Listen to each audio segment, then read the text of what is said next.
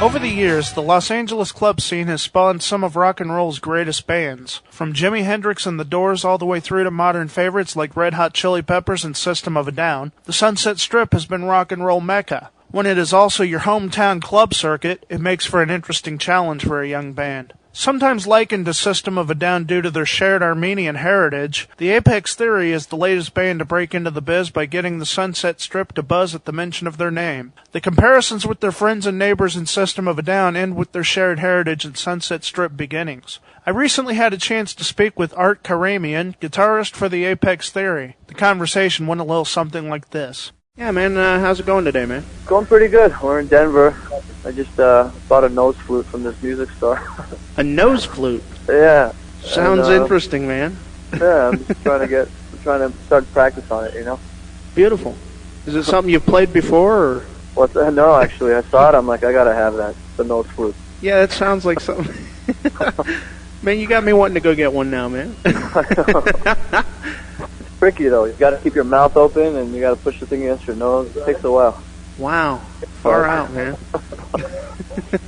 But yeah, we're in Denver and just grabbing some Mexican food and down the street from the venue. How's the tour going, man? It's been going pretty good. Cool. It's, pretty deep into it. Actually, the tour makes a little more sense now that Pressure 4-5 joined on, and Andrew WK is not on it anymore. Yeah. How'd that work out, man? It's good. With Andrew WK, it was kind of strange. Some of the shows, it was weird. It was actually like he would be playing, and there would be his crowd, like a row of people, and then the space, and then like our crowd or Lost Prophets crowd, like kind of waiting. It was strange. Some of the shows were kind of strange, but overall it was good, you know? Yeah, he was only on the tour for a short time, right? Yeah, how long was he on the tour? Andrew WK? A few weeks. Yeah, a month, something like that. Yeah, that had to be surreal, man. Is that guy really as moronic as he looks in his videos? No, he's not. He's a quiet guy, Just one of the fellow soldiers in the music business, I suppose. Yeah. Yeah. He wasn't like all crazy and whatever off stage or anything like that. No. Yeah. Pretty mellow dude. You guys have been together since '98, but how long? Technically, I think like January of '99 is when we were like with these, me, Dave, Andy, and Sam. January of '99, we were like. So a little over 3 years then. Yeah. Mm-hmm. You guys sound a lot tighter than somebody that. Yeah, you guys sound a lot tighter than a band that's been together for 3 years. Thank you. I mean, we were kind of, it's kind of in our personalities, to just keep striving, each of us. And when we came together, it's like we just wanted to make it, as strong as possible. And I guess it's just in our character, Oh, absolutely. And being fine musicians helps too. Each one of you is really strong on your individual instruments, and then you really seem to make it all mesh together really well. Thank you. Appreciate it. I'm glad it translates.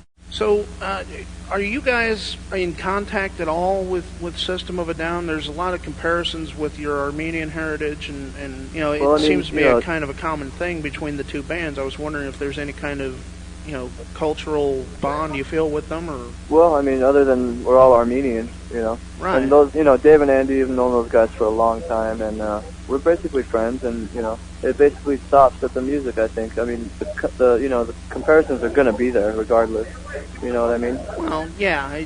The comparisons will be there, but really, listening to this disc and having listened to Toxicity, it's a completely different thing going on. They're different worlds, Yeah. And you guys are just coming from a totally different angle than they are. You guys use a lot more of the your ethnicity in the music. Yeah, I guess. It's weird because it's not very thought out, as far as using the ethnicity, so to speak. We just kind of, go on our instincts and, How much longer does this MTV2 tour keep you out on the road? This tour, I think, goes on till around the end of May, somewhere around the 25th, I think, roughly. Uh-huh. And then I think we're doing a few radio shows, and we head out to Europe on the 2nd. And we go, I think, a handful of cities in Europe, like Paris, London, Glasgow, somewhere in Germany until the 12th. Have you played in Europe before? Or? No, never. This will be our first time.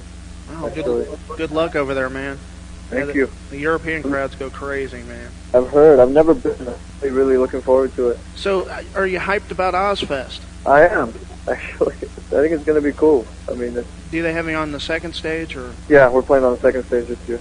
Yeah. So, Are you writing new material, or Yeah.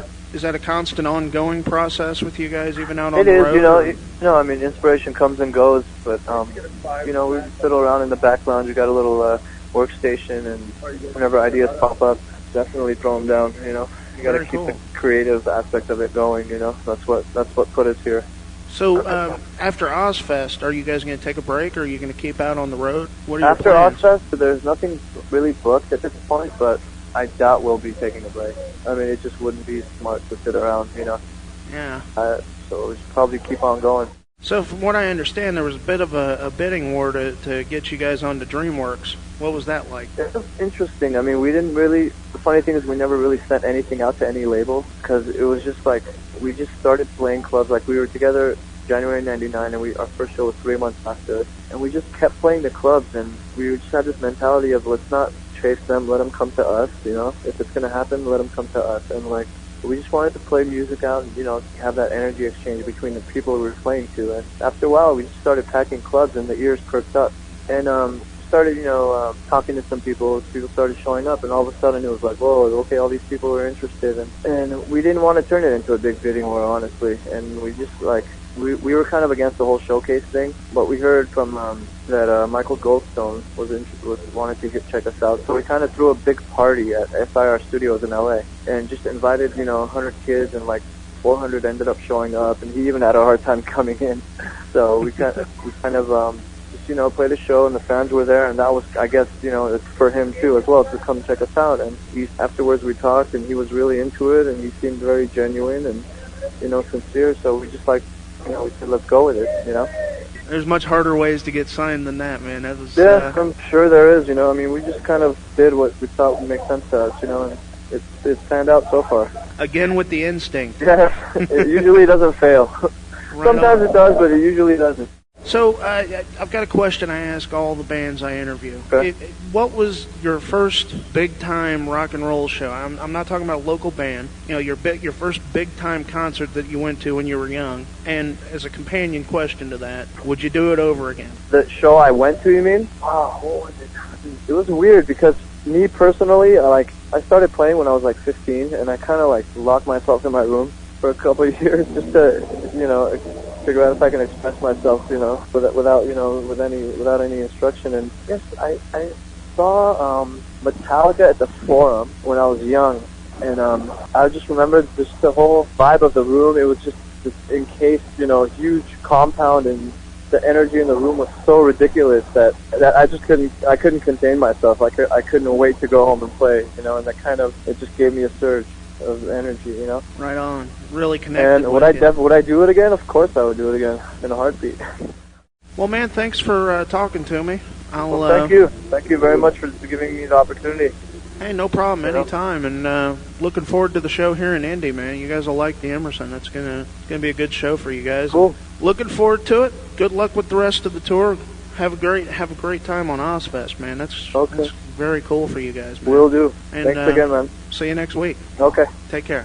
Take it easy. You can catch these future stars of tomorrow this coming Monday, May 20th at the Emerson Theater as part of the MTV Tour, and later this year when they will be playing Verizon Wireless Music Center on the Ozfest second stage. Also, don't forget to pick up a copy of their album Topsy Turvy at your favorite record store. Until next time, I'm Joh Padgett for IndianapolisMusic.net, and don't forget to drive fast and swerve. Can you please explain